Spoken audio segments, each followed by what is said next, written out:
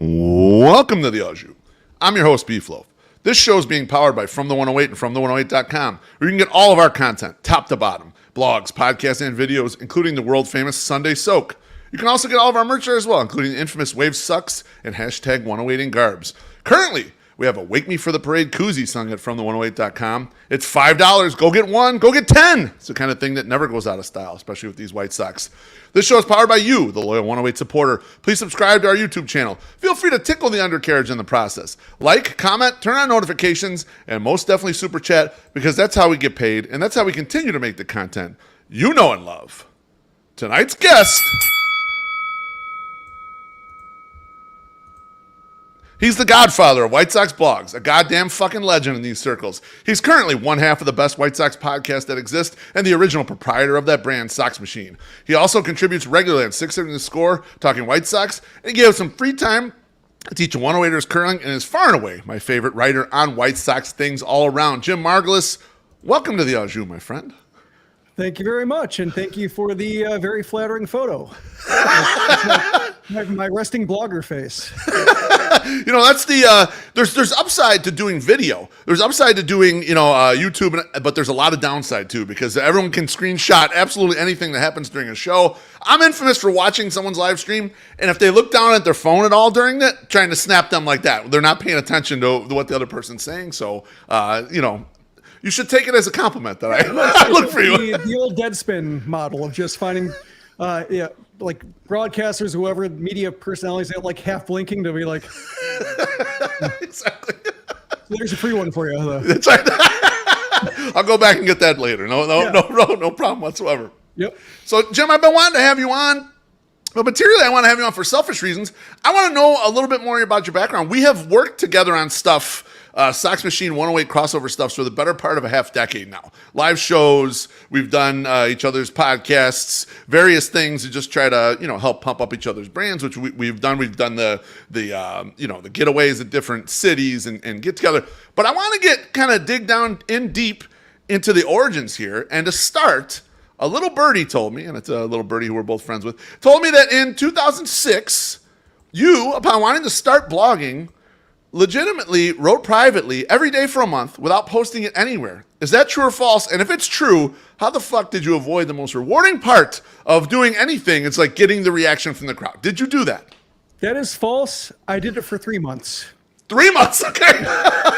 Even better. So what prompted 3 months worth of doing it private? Is it more just like the muscle memory of doing it? Or you're trying to make sure that you could actually stick it out? Because obviously making content every day is hard. I think it's with a given there. Yeah, partially that. Partially it was I got a domain because blogger domains were being snapped up, and just I thought of SoxMachine, I'll buy that. And then I told a friend that, and he said, well, I've been working with this community builder platform thing. If you want to try it out, I'll give it to you for free. And so I was partially using those 3 months to work through the software and the interface and everything like that, and kind of understand how it works. But also just blogs are popping up, and blogs are popping up and dying. Like you see it in podcasts from time to time. Just first episode, here we are. Third episode, so what do we talk about? Then the fourth episode never comes. Yes. It kind of dries up a little bit. And it's understandable just because you don't know how much time it takes until you actually take the time to do it.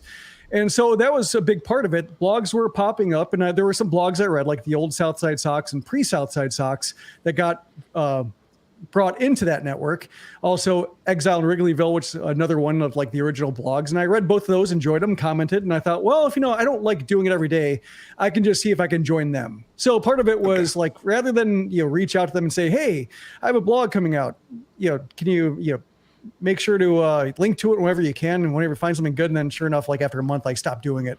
So it gave me an excuse to just, one, develop the muscle memory, and then also just see if I could actually enjoy doing the workload, and just for the work of sake of work, not the feedback, because who knows, I might launch it, get a lot of introductory comments, and then everybody disappears, and I'm left doing it on my own. So it was more along the lines of, if I don't have feedback and I'm still doing it, that must mean I like doing it enough to where if nobody reads it, I'm still getting something out of it. So. This is the advice I actually given friends who, they want to pick up a side hustle. And I'm pretty famous for having some side hustles that have done me pretty well, like outside of my job. And I would tell all of them, make sure it's something you really like, because you might not get it to the point where you can actually make money with it. It might just be a hobby. It may never be a real revenue generator. So I like that approach. Were you just like, was this in a Word document you were doing this? Were you doing this in a notebook, like freehand? Like it was on the software. It was like I was writing on the CMS.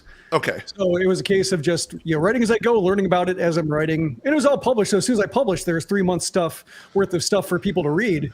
And also it was a way of saying, like, the first post isn't all people see of like, hey, welcome to my blog, and then hope that people develop the habits to actually keep reading it as you go along. This is rather people discovering it for the first time can go back and see what I've written about things and kind of get an idea, like, does he know what he's talking about? Here was a big trade that happened over the off season. Like, what was his read on it? Is it terrible? Or is it like, does it make sense? And so that was another way I thought made sense, was to have more than one post for people to look at when I'm announcing that the site exists.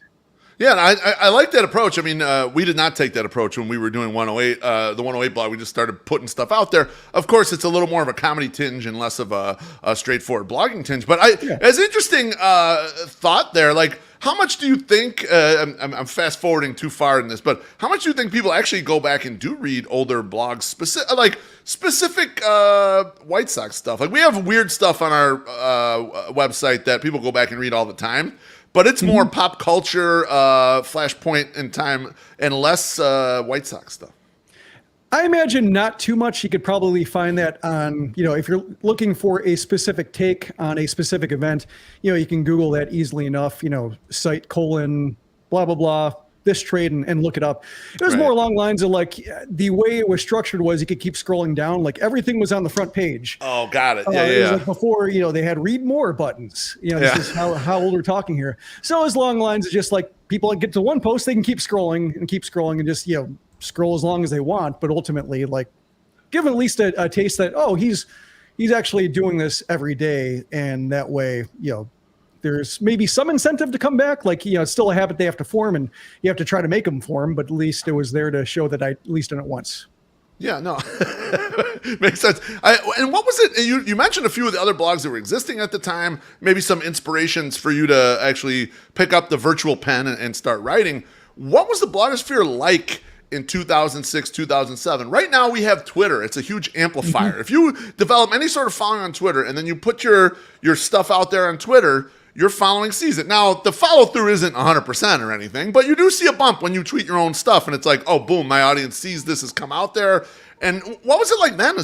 How do you get to amplify it? Message boards? Or like, what was the mode of getting people to even know you exist? Well, it's funny. Every time somebody's met me without knowing what I look like, everybody assumes I'm 55 years old. Even when I was 25, people thought I was 55. And this is going to make me sound like I'm 55 talking about this stuff. Beautiful. But I think Twitter popped up in 2008, I think. So it predated Twitter, even predated public Facebook. You had to have a .edu account to get a Facebook account. So like MySpace is there, but MySpace, not really a traffic driver. So it was all, blogosphere. So finding other blogs who had common interests. And I learned about the blogs through some baseball sites like Baseball Primer, which is now Baseball Think Factory, but that was like a big driver to blog traffic. And that's how I got to learn who the White Sox bloggers were. And, I'd commented on their blogs and interacted with them through those sites. Then you had RSS feeds and Google Reader, RIP Google Reader, as far as like a place where like, I like this blog.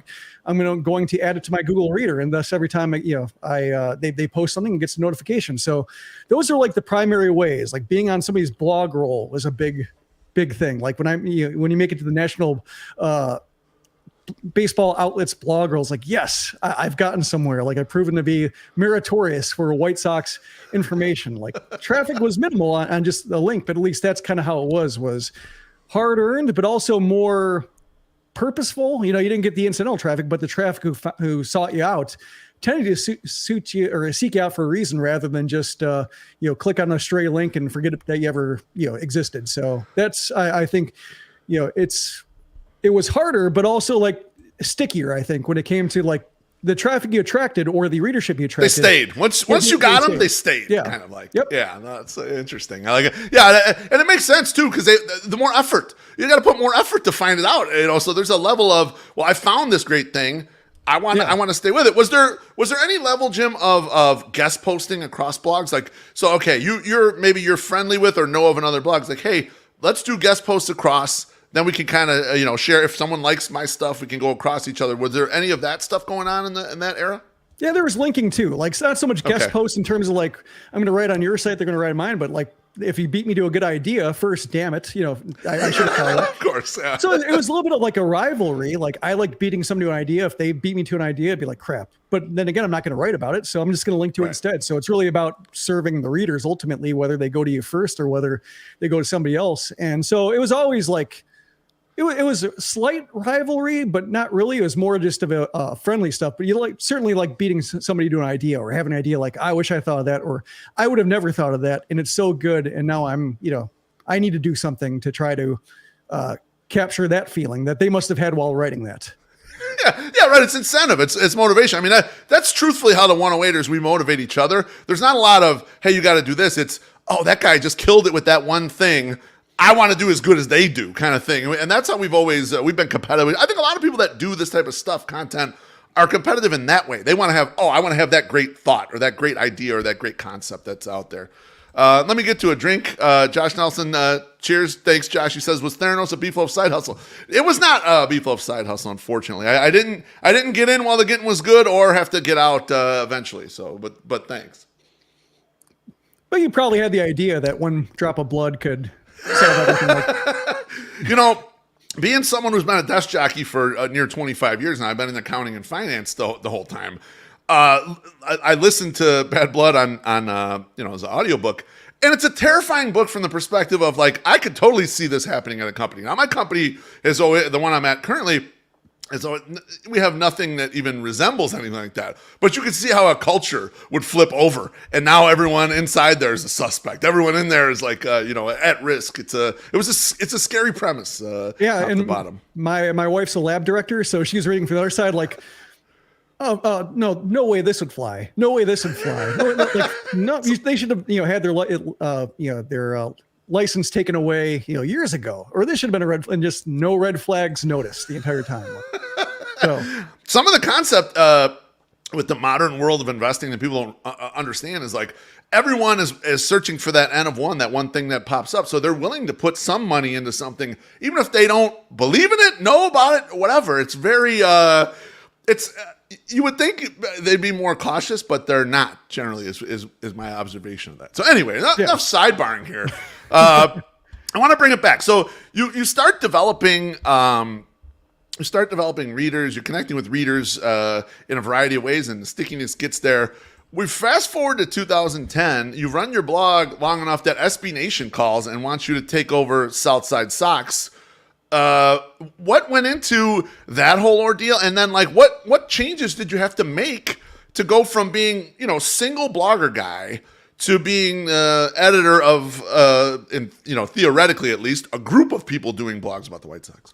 Well, it was a case where like I was a little bit resistant because I liked the own thing I had going on and just didn't want to abandon it without good reason. So the talks took a few times, and eventually they won me over. But it was a case where it's different now. Like back then, it was just be a community leader. There weren't like post quotas. There weren't like there was no video. Yeah, there wasn't a pivot to video. There wasn't like any kind of huge social push like with Facebook when that was like the biggest traffic driver. And then Facebook pulled the rug out of a lot of publishers, but it was just more along the lines, you have communities here, lead a community. And so ultimately that was appealing because they had the largest community and I liked it. I think the biggest change was not on my end, but on the community's end, because I used my real name. Like the cheat did not use his real name. Nobody used their real name. Yeah. So it was all like, some posts that, I could not have attached to my name, and some comments like, players sleeping with beat writers' wives and everything like that. And just being like,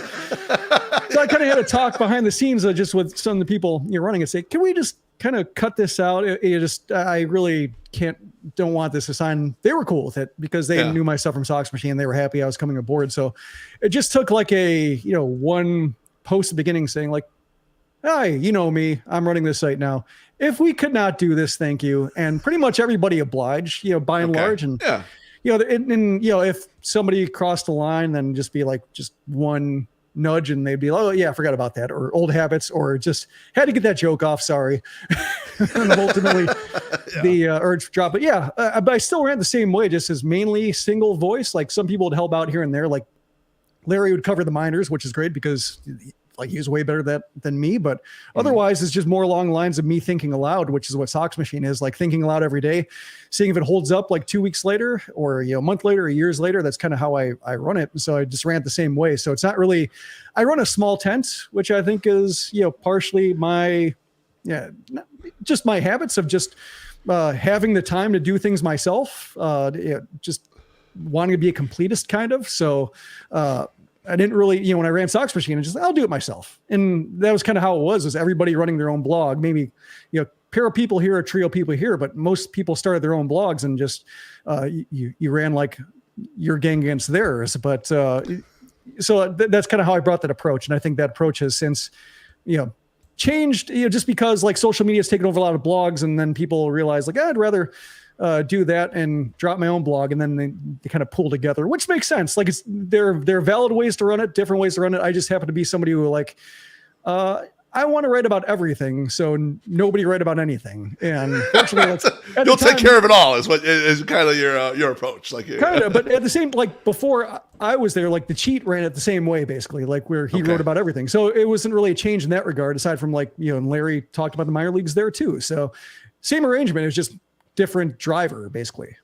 Yeah, it's interesting there, Jim. If you don't mind, I want to jump down in this a little bit because you see different versions of this. You see certain blogs or podcasts or websites. There are a bunch of people there who are providing content almost in an anonymous fashion. I'm not trying to say that to degrade them, but if they're only putting a post out every so often, and it almost becomes to be like a faceless, nameless feed of stuff of let's say White Sox stuff or whatever. Whereas your approach is more, my voice is developed here. You either like my voice or don't like it.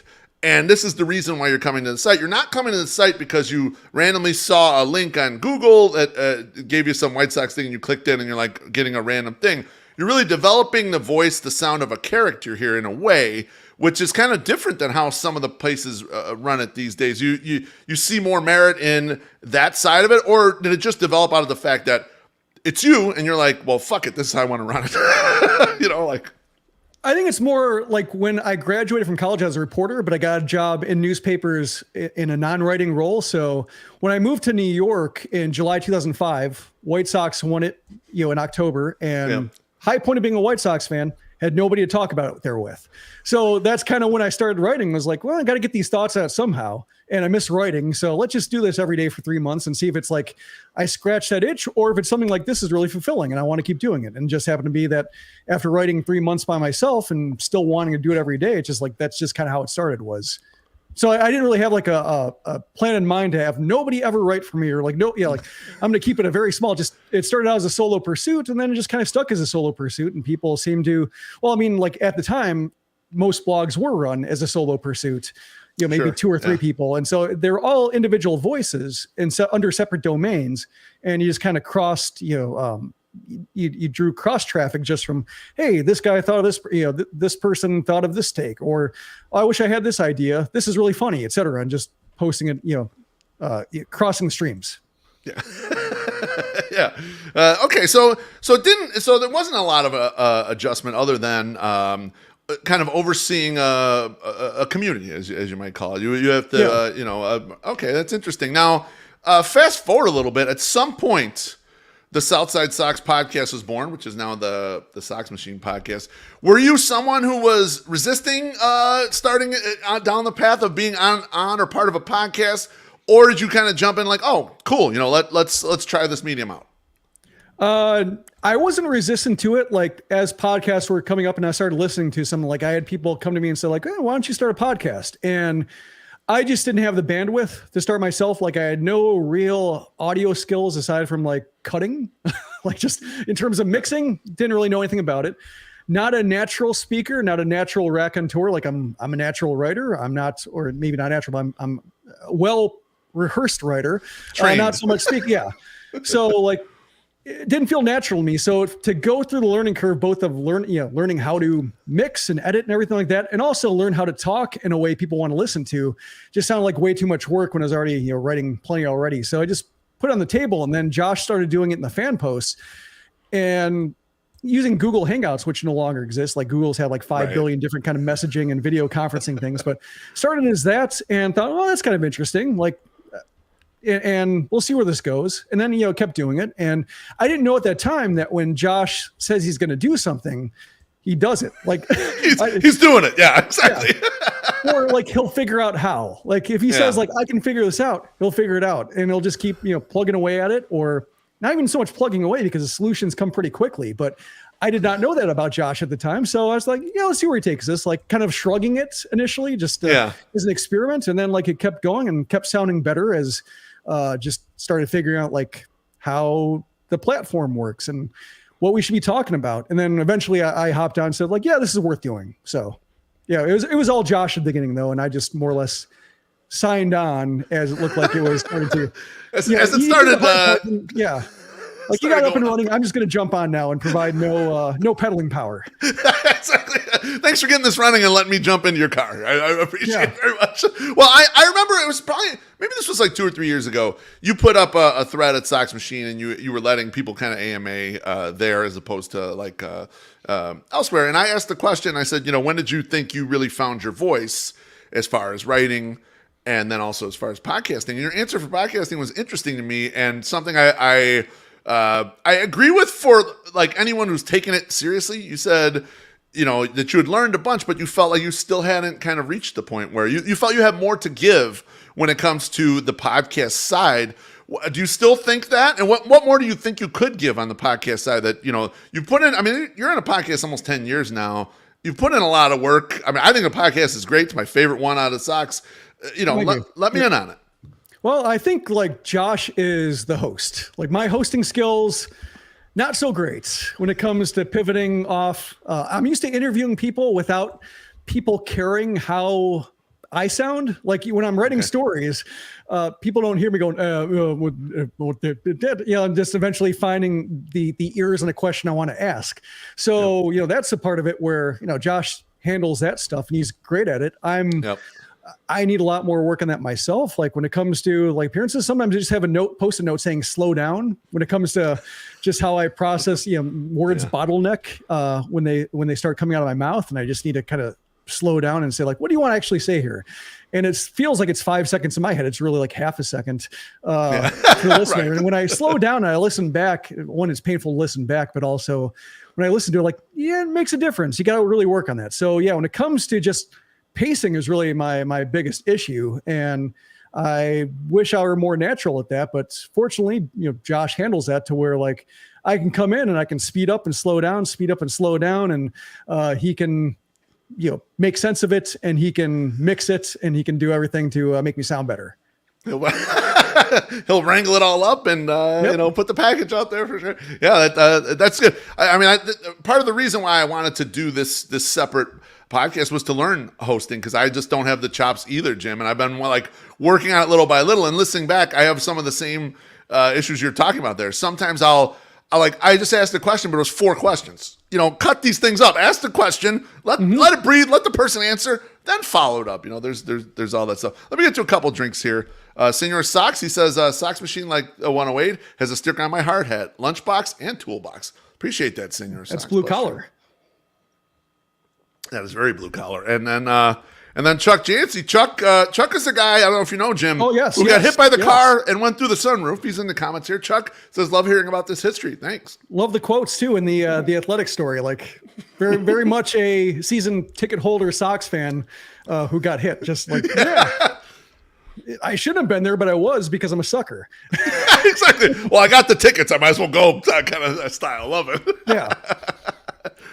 Okay, so podcasting gets up and running, and the podcast is successful. I don't know the exact timeline when you guys sort of threw down the gauntlet that you were the the best White Sox podcast and who you murdered along the way. I'll let Josh fill me in on that later. But at some point, and this is right around the point where we start doing some stuff together. We had a show together at Baderbrow in the beginning of 2018. It was like a Sox Fest after party. It was Baderbrow used to be the 108 sponsor back then. It was very good. Yeah, it was good beer.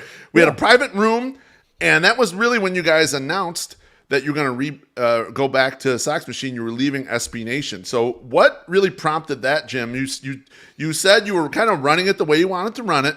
You had this community that was a large community, but what changes occurred that pushed you to say, you know what, that's enough of this. I'm going back out on my own. Well, kind of the changes I alluded to was trying to gear stuff towards Facebook. So a lot of Facebook posts, a lot more posts, pivoting to video, doing more video content that was just your post in video form. And I just more or less ignored it or did what I thought was interesting and didn't do the parts I didn't think was interesting because they weren't paying enough to really like make demands. Like I was, writing every day. Like I was leading community, like community was getting bigger, readership's going up, comment sections, triple digits. Like I felt like I was doing great on the job I was brought there to do. Yeah. But as initiatives came on, as they, as other bloggers dropped out and were replaced, I think the people they were replacing with had different demands. So when they were hiring people, said, well, you have to do 5 posts a day. And I was doing like 2 or 3.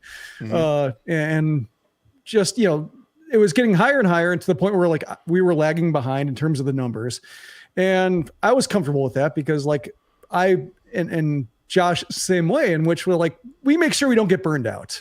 Like we make sure that we're doing it at the pace we want to do it. If we need a vacation, we can take one. Just because if you try to ramp it up and you get to a place you want to get, but you don't want to do it anymore, what was the point? Right. So I always ran the site in terms of just like making sure I still enjoy doing it. And then when it came to like discussing money and saying like, oh, our numbers went up, I would like to have like a budget increase to see. This is when the rebuild was starting. And I said, like, we have a guy in Charlotte who wants to write for us. Like, I would like to give him a little bit of money for a couple months, just see what it does. And they came back with like a list of demands of what we'd have to do to get that money. And I thought like, so you're telling me I'm going to be making $2 or $3 an hour no matter what? And once I said that, like the tone changed, like I think probably because of legalistic reasons. And I ended up getting a class action lawsuit settlement check a few years later, I think, from these demands they're making. Oh, goodness.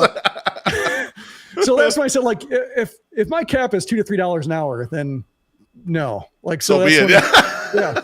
So that's why I said, like, all right, I got SoxMachine, I still have the domain and everything like that. I just have to, so people did not read on their phones when I stopped doing SoxMachine. Like, so I got to overhaul the entire site to make it mobile friendly and everything. Yeah. So I told Josh, and I basically broke the news saying, like, look, I have to go back to SoxMachine. If you want to run Southside Sox, like I'll put in a good word for you. If you want to come, like no pressure either way. It's just something I have to do. And like Josh, like we're going to SoxMachine. No brainer. Yeah. So, thank goodness for that. But yeah, that was kind of how it broke down. It was like, it's one, and we're seeing like the model now, like they shed a lot of their hockey blogs. They shed a lot of their, basketball blogs. And, it's a model that, you can't, it's one thing, like if you're barely paying people, but they're doing what they want to do, then sure. Like, it's a hobby. Maybe they're being underpaid, but they're getting some exposure. It's just a way to, for them to enjoy themselves. When you start making demands on people and having quotas and everything like that, then it becomes a job. And then what you're paying in terms of wages becomes really important and becomes like actionable in terms of the courts, apparently, if you don't abide by that. So, yeah. Even outside of that, it makes it less enticing. Like you mentioned, if they're doing something that they want to do, if there's something they have a real passion about, and they get a little bit of money. It's like a pot sweetener. It's different if it's like you need to pound out this many widgets. You're right. Everyone was in that'll feel like a job to them regardless. I mean, that's incredible. I mean, it's weird. How much do they think you could squeeze a model like that? Like, who do people really? I don't know. Sometimes just rather get paid nothing and just do what you want instead. Yeah, I was getting paid nothing at SoxMachine, and part of it was because I was kind of doing some things that were like in the gray area copyright wise when it comes to like parody, kind of photoshopping things and kind of making my own artwork because I didn't have like, money to pay for photo licenses and such. So I was doing Right. I thought it was within fair use. I could make the argument, but at the very least, like, I'm not making any money for it. They could do a simple cease and desist. They, Right. Nothing to get me for. Take the like, picture down, but that's it. But like, I actually never crossed that line. I never got a note about that, but just, there was a case of like, I don't want to make too much money just because I want to draw attention to make too much money. That sounds like, I don't want to be visibly making money. I'll say, don't want to be noticed. Where I can keep doing the, kind of this creative stuff without worrying if I'm crossing any lines copyright wise. And so like when Southside Sox, SB Nation, they had the photo wires, like, great. I no longer have to worry about providing my own art. That was like making some money and not getting sued. Terrific. Great model there. Let's get to this drink real quick. It's Dougie Fresh. He said, Jim said you missed the road trip, but we'll make up for it next year. Love hearing this backstory. Cheers, gents. Thanks, Dougie. Yeah, Appreciate damn it. COVID. Now, speaking of making money, so you leave SB Nation, SoxMachine starts back up. You're one of the content creators out there, and there's a lot of them that use Patreon. At what point did you decide you wanted to use Patreon, and how did you think about it as far as like a revenue generator, and how much of it do you think is I need to provide excess for my group that is Patreon, and how much of it you think is these people want all the things that I'm making, regardless if they're behind the paywall or not, and they're supportive of the mission, the vision here? Josh was the one who started Patreon as part of the Southside Sox podcast because he was doing it on the side. It wasn't really their property. And so like, yeah, it makes sense to, yeah. So he started the Patreon, and because like he wasn't on the Southside Sox payroll, like made sense. Like, and he's doing this in his own free time and he's making some money on it, like, great. So then when we were, talking about SoxMachine, he said like, well, we can just use this, the Patreon we already have versus starting a new one. We can just rename it. And that made some sense, or at least, kind of direct people the same way. And when we launched it, like, I didn't know if people would support, like I had to make the decision for myself. And so ultimately I was comfortable with it no matter what. And like, I had a $1 tier just because I figured some people might only want to give $1 a month, maybe not get anything for it, but just, kind of make a token gesture. And I was really surprised that, people gave 2, 3, 5 more, like above the top tier, which I didn't see coming, like, because they're, I guess if you do it for long enough, people do like want to see you succeed, which is really, life affirming when it comes to having, for sure. Things recognized, like, I've been reading for 10 years, and people have said like, I've been lurking this entire time, but I read you from the original SoxMachine. Like, that's, that's always mind blowing. People have been like, first comment I got on my relaunching SoxMachine was one of the OG readers who said, now that that's over with. Yes. Glad to have you back in the original form. Sitting like on a 7 or 8 year old joke, like he was just waiting like 7 years. Like, that's the kind of stuff makes me feel like, this is really special, and I certainly don't take it for granted. But that's kind of, Josh had had experience with Patreon and made sense, and the cut was reasonable, and had some options too in terms of like serving private podcasts, that people could pay for, like, made sense. So we just went that route. Yeah, no, I love it.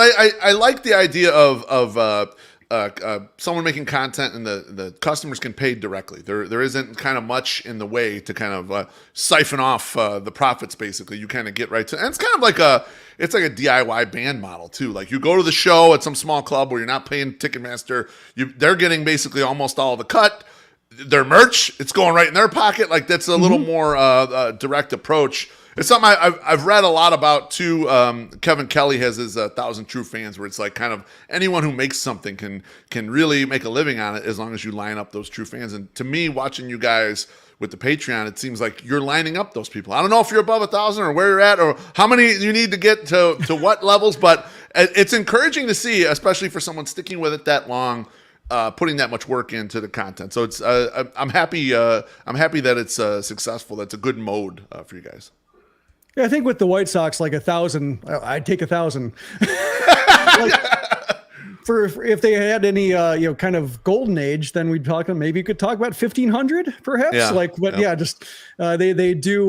They do test everybody's patience, and like, I don't blame anybody for like wanting to be done with the White Sox, not wanting put much money towards them. So that's how I sell it, is like, if you want to cut down your White Sox spending, like, cut it on them. Yeah, exactly. Yeah. That's right. Cut it down, Jerry. Yeah.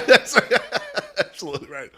All right, I want to shift over to a little more marketplace discussion right here, specific to print media. Since you're the OG blogger here doing print stuff for almost 2 decades at this point.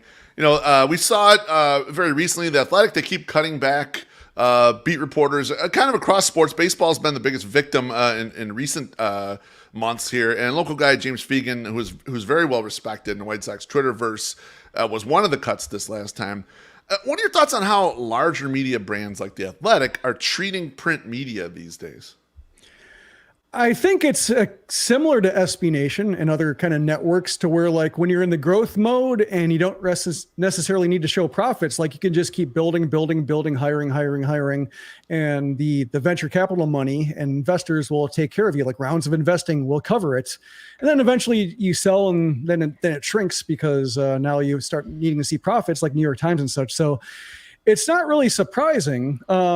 I think, I had higher hopes for the New York Times just because like it wasn't a clear like gambling outfit, or just like, we're going to take this.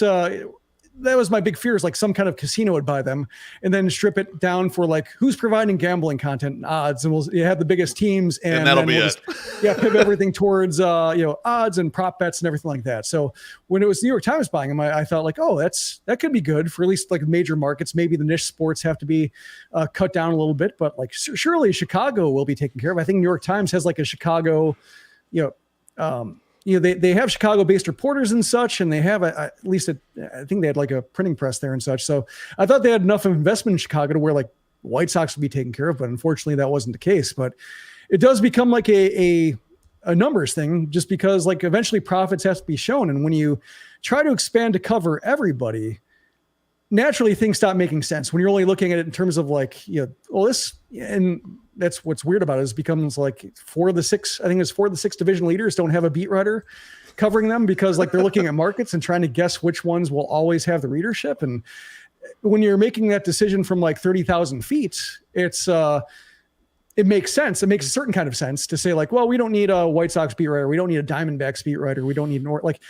that all makes a certain kind of sense until like, if the Orioles are good or Orioles are calling prospect, I would normally go to Dan Connolly on the Athletics Orioles beat and say like, what did he say? He knows everything about this. Like same thing with like James, like people might not have been White Sox fans, but like if the White Sox made some news, they'd click on the MLB tab and they look for the White Sox and just get what he had to write. And that was a pretty reliable experience they had in terms of go to a team, as long as you see like a name you don't recognize versus like Jim Bowden or Ken Rosenthal or something like that. Right. Like at top, like someone actually interested in your team. Like, yeah, this is somebody who's covering it, who's on the ground and knows what they're talking about, and is writing a story they want to write versus one that's, tailored to fit like inch counts on newspaper pages or, certain deadlines. Like there are the stories that they want to be writing. So there was a very reliable experience.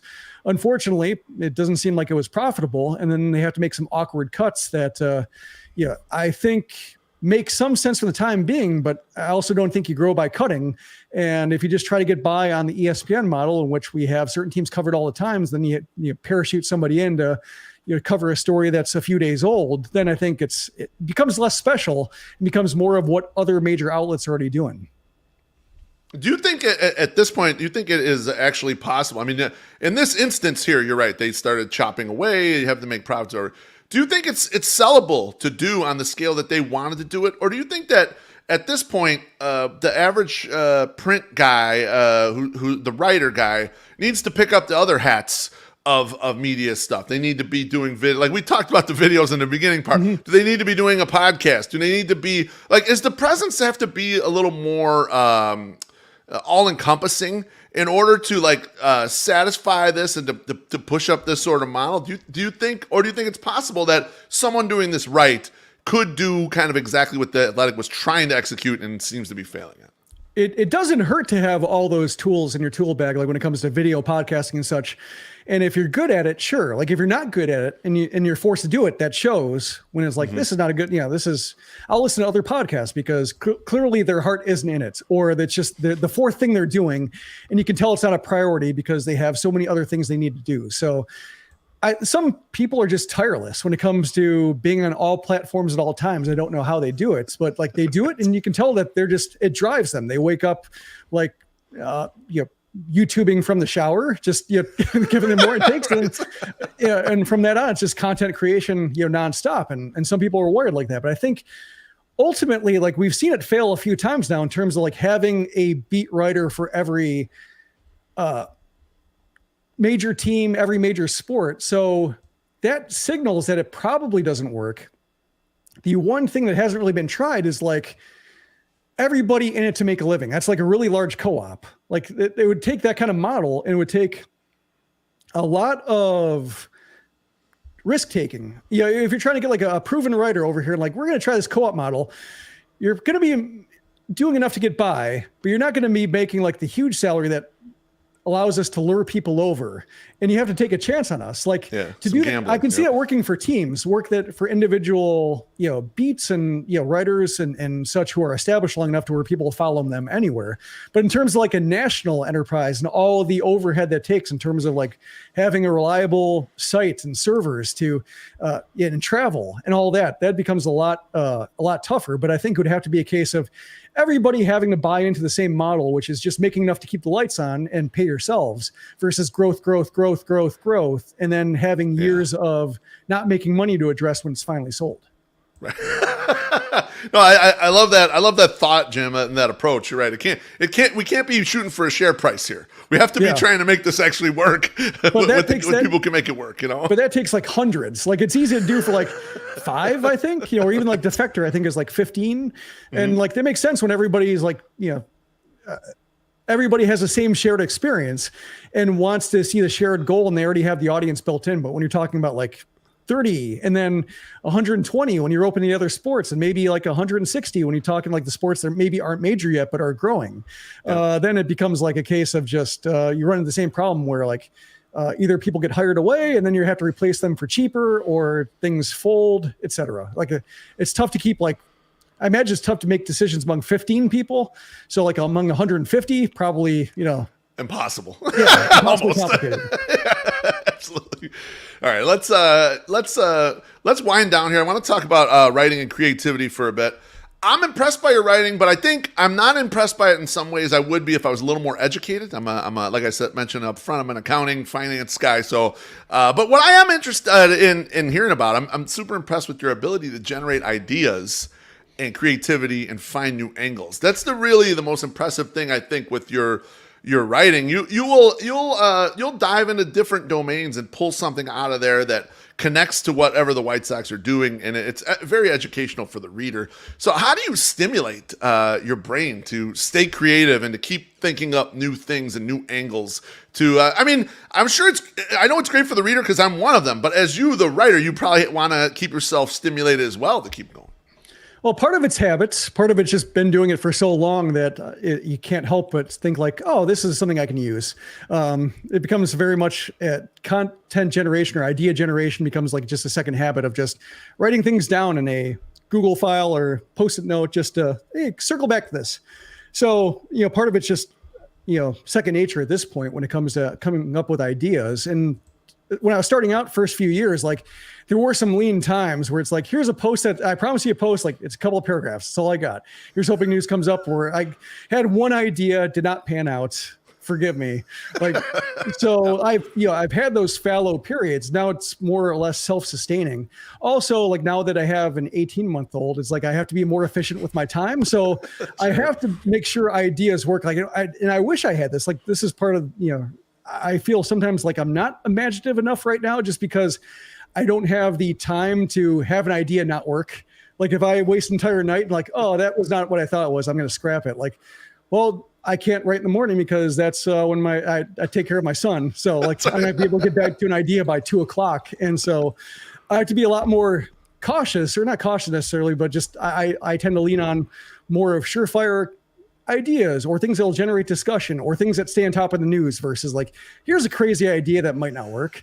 And so, when he gets old enough to be in preschool and such, I'm looking forward to getting back into like just kicking things around and spending 3 hours in vain on chasing an idea that never happened, or scrapping it, or circling back to it months later because it didn't happen. But ultimately, yeah, just it's a matter of habit, and that's part of the practice and building the muscle is just conditioning your brain to know where to look, know which writers are, and there are a lot of good baseball writers too, like Sam Miller, formerly ESPN. I know what you're talking about. He has his own Substack. Like, yeah, I love his brain, and I wish I had it. Like, just the way he's able to come up with tangents and start, approach topics that are well worn, like Mike Trout. How much do you think somebody could write about Mike Trout?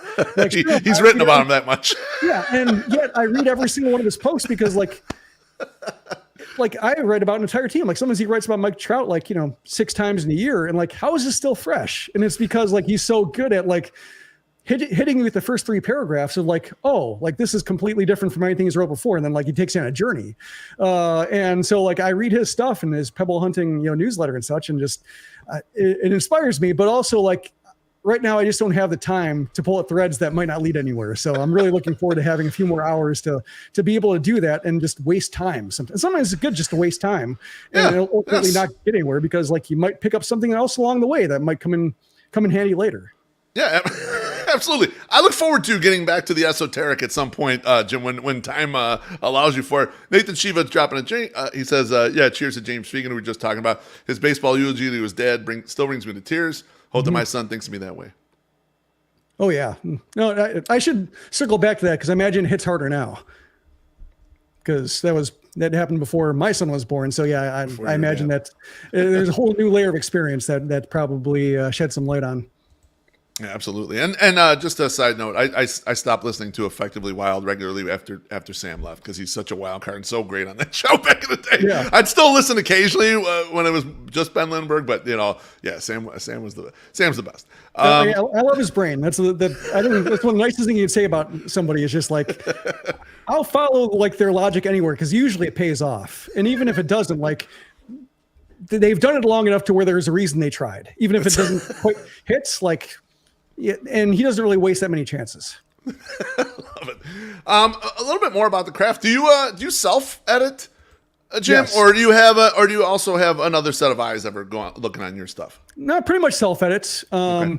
When it comes to sensitive subjects, I have another set of eyes looking at it, especially if it speaks to experience that I can't speak to myself, with the social unrest that, especially during the 2020 season, everything that was happening in the streets, Anderson, Comas, things along the lines where if I feel like I'm not wording something right, or if I feel like I'm not using the right language, or just want a second set of eyes because like I might have unwittingly said something, just ignorant.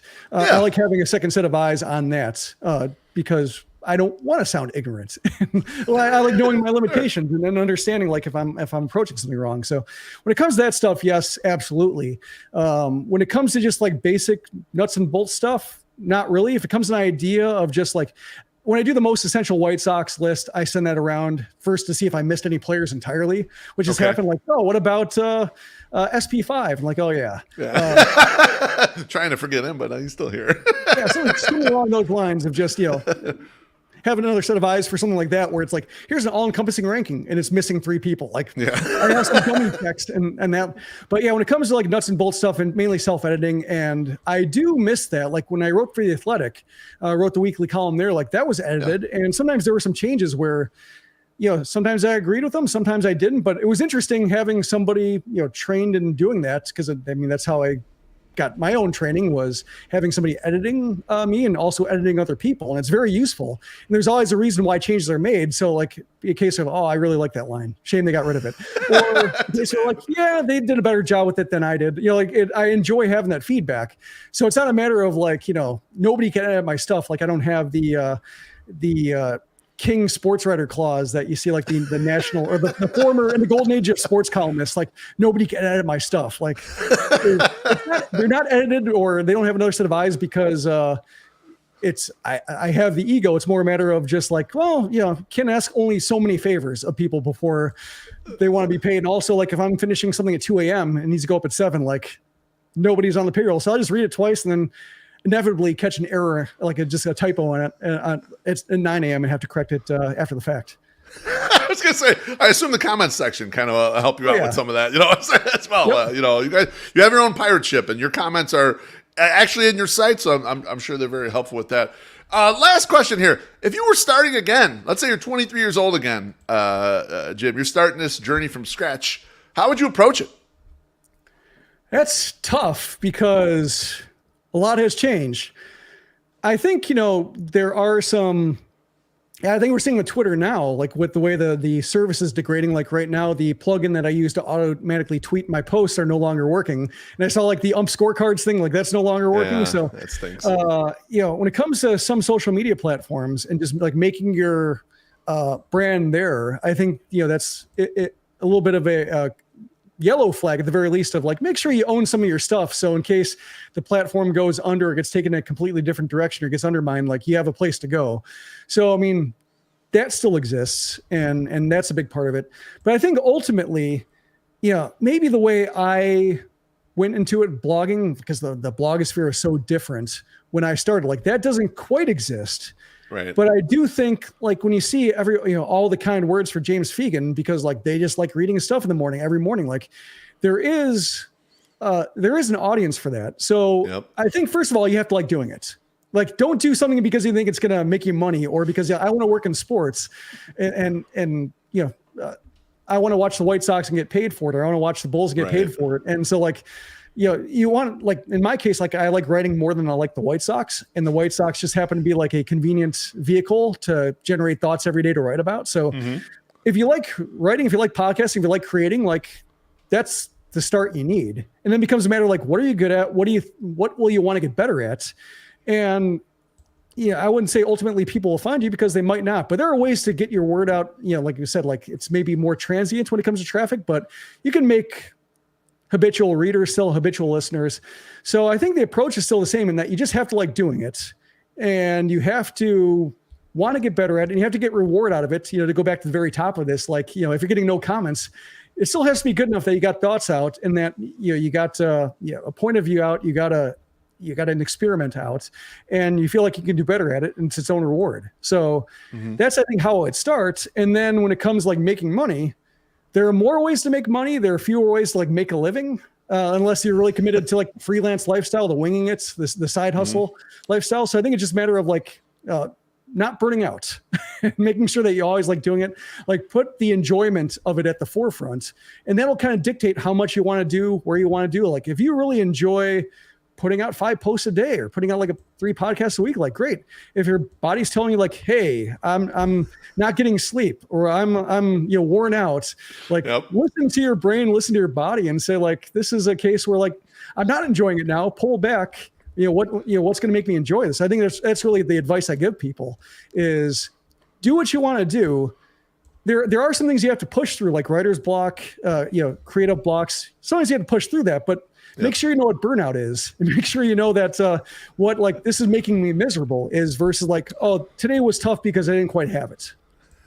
Yeah, because the readers and the podcast listeners will know. People know consuming when you stink because you didn't have the either the energy or the interest or whatever it was. So the people around you in real life will know. They'll know too. Yeah. Well, they'll know even better. Like obviously. Yeah.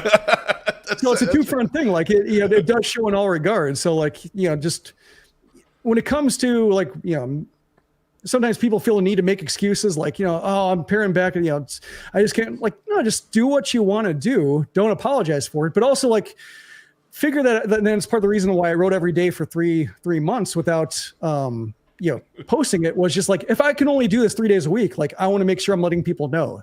So like be reliable. So you want to make sure you don't fluctuate too much where people don't know when and where to find you. But ultimately like find out your balance and then try to be reliable with it. And some weeks it'll be good, some weeks it won't. And as long as like it's just a block or hitting some plateaus that you feel like you can push through with just more work, like then that's fine. But if you're getting tired, if you're getting strung out, like when I did those White Sox Outsider books, like I had an anxiety attack and it wasn't like it was slow building. Like I didn't trace it to that, but it was more along lines like, oh, I haven't been sleeping normally and I'm probably dehydrated too. And I'm worn out. So like that was a case where just like, oh, I need to readjust my work-life balance because I'm used to pushing myself with writing. I push myself too far. So like that's So learn what your limits are. Push them once in a while just to see if, it gets you to a new level, but ultimately listen to what like your physical systems are telling you in terms of, what you can tolerate, and then be reliable with that. That's great general advice. And just for everyone on anything, like pull back when you need to pull back. Make sure you take care of you first. That's great. Jim, thank you so much for bestowing your wisdom on early internet blogging, brand building, and writing and creativity. Remember, we ain't trying to be right on this show. We're just trying to understand. Do you have anything you want to plug before you get out of here? Oh, SoxMachine. It's an upstart, scrappy blog I just started. We have a podcast too. We're on I don't know what episode we're on. Like we've done a lot, but yeah. I was gonna say lots of episodes. Yeah, support the Patreon if you're so moved. Otherwise, just keep reading. We all make money from the ads that way. We try to be polite with our ads. That's the way our ad rep is. Our ad rep is pushing. You can do more. You can do more. It's like, no, I worked in a newspaper that where I would get into a cornered at parties, say like, oh, you work for the Times Union. Why is your website so bad? Like, I'm not working right now. I have no decision on this. I'm at a party. And so I learned from making people's lives miserable with ad placements that, I don't do that in SoxMachine. So, yeah, either way. Visit, read, comment. That's another thing, too, is like if you have people commenting on your stuff, make sure that you don't take that for granted. Yeah, the feedback thing you mentioned, very important. Like, yes, it's very rewarding, but also like you have to make sure that, you recognize it, you give them a place to provide feedback, and you don't make the experience harder for them. Because that's another thing I've learned both blogging and newspaper wise is like when you have a good community, I've seen people, corporations take that for granted. And then all of a sudden they're like, where'd our traffic go? And it's like, well, you had people who were providing their valuable thoughts, carefully because they cared about your writers. And then you just, push their comments down, and then got rid of them, pushed them to Facebook, and like, how come our traffic's drying up? Well, it's because you had a great community and something special, and you let it go. So, great job destroying it. Thanks so much, Jim. Take care, my friend. Thank you. That was Jim Margalus. That was awesome. I was glad we finally got to do that. Get Jim long form. Next week's guest, and I actually saw him at the Sox game this past weekend, is Shane Reardon. So Shane Reardon, he said he's extremely excited to come on. We're not going to talk about the White Sox at all. We're going to talk about building a radio show and how he thinks about creativity and putting things together with him and the Parkinson Spiegel show. Thanks again to Jim Margalus. Thanks to all of you, 108 family up in the YouTube comments. Appreciate you smashing the like button, comments, and of course those drinks and tips. Thanks for watching. We'll see you very soon. I love all of you. Bye-bye.